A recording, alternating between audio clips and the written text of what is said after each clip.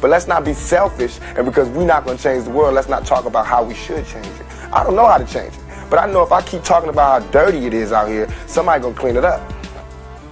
Everyone knows the exact quote, that I'm referring to, if you've seen those Pac interviews. Tupac, he really had an issue with Jay-Z. He really didn't like him then. Not at all. So it appears that Diddy isn't the only high-profile industry person who despised Tupac.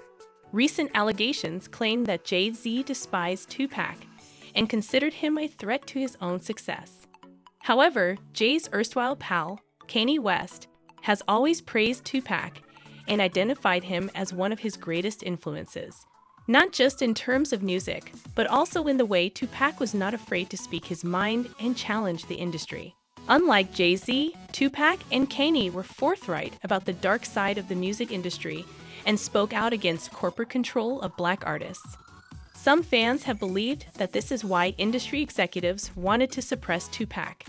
That inspiration needs to be taken out of the box of luxury and given to all people. If people are working from a place of inspiration and opportunity, the world would be better. So, rumors started circulating online recently that Jay-Z was aware of Diddy's alleged plans to eliminate Tupac. And fans are saying it's suspicious how many people who rose to fame alongside Jay and Diddy have either disappeared or met tragic ends, despite the two of them maintaining a close relationship.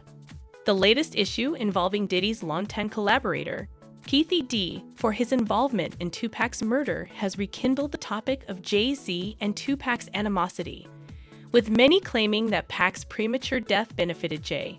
In fact, many fans believe that if Tupac and Biggie hadn't died at such young ages, Jay would not be where he is today. To put Jay and Pac's feud into context, there were widespread allegations at the time that Jay was afraid of Tupac overtaking him because he understood that he lacked Tupac's innate magnetism. Tupac had an it factor that could not be taught or recreated, despite Jay's lyrical abilities.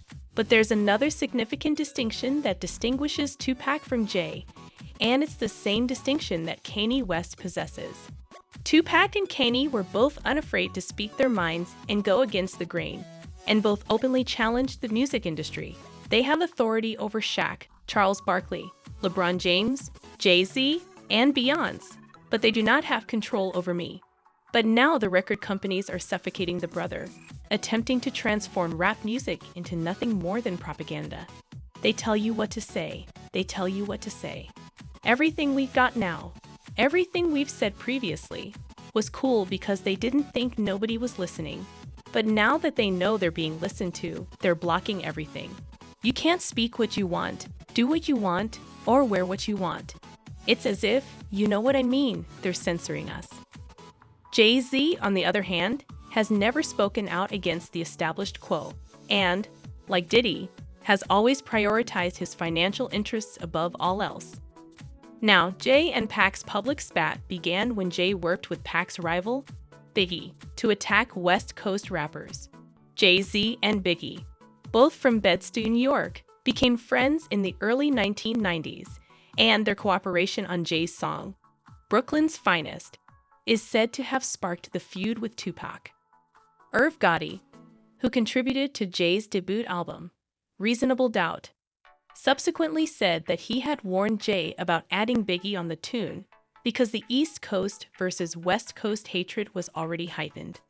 While Tupac and Biggie were initially friendly, their friendship degenerated around 1994 after Tupac was shot 5 times at the Quad Studios.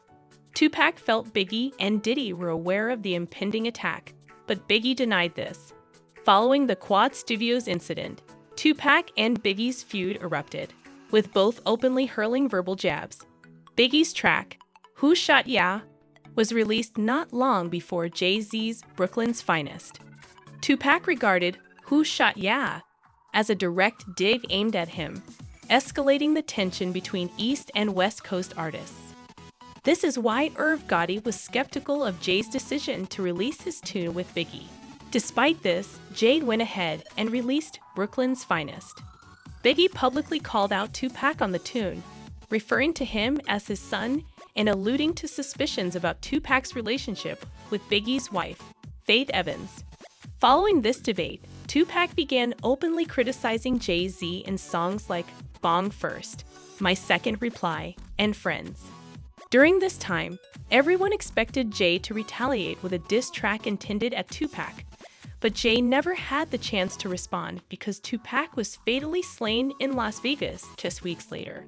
However, it was later revealed that Jay did, in fact, record an explosive and vile diss track targeted at Pac called Scathing. And while claiming he didn't want to release it out of respect for Tupac's grieving family, Jay-Z performed the tune live at the Apollo Theater after Tupac died. And, according to DJ Clark Kent, the skating featured incredibly derogatory words regarding Pac. If you can find anyone who was at that show when Apollo was packed, they will tell you that the things he was saying were utterly insane.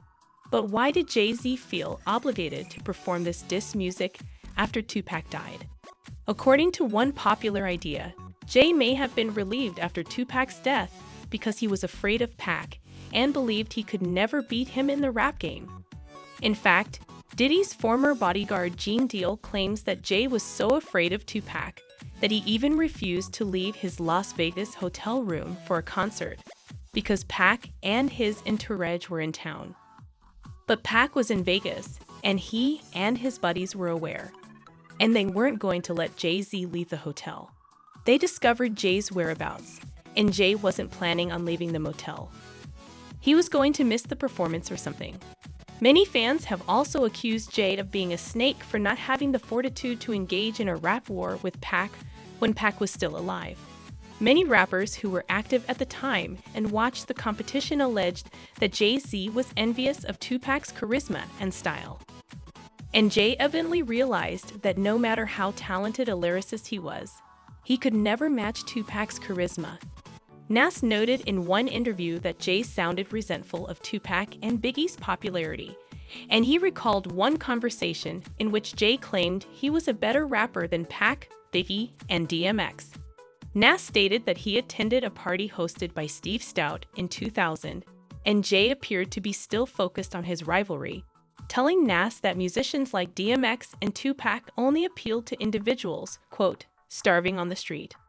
We were kicking it, and he claimed he's better than Biggie, Nas explained.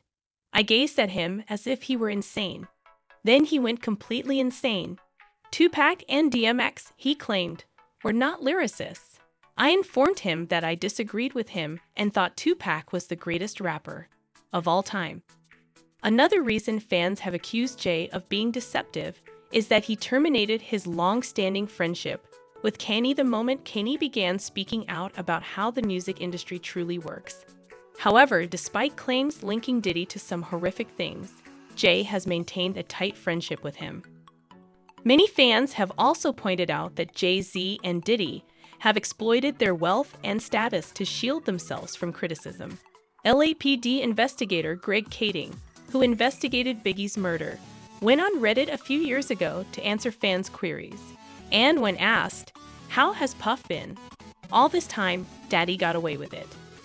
Katie said that Puffy has used his lawyers effectively over the years to shield him from scrutiny, despite all of the troubling reports that have emerged over the years involving Diddy in numerous shady affairs.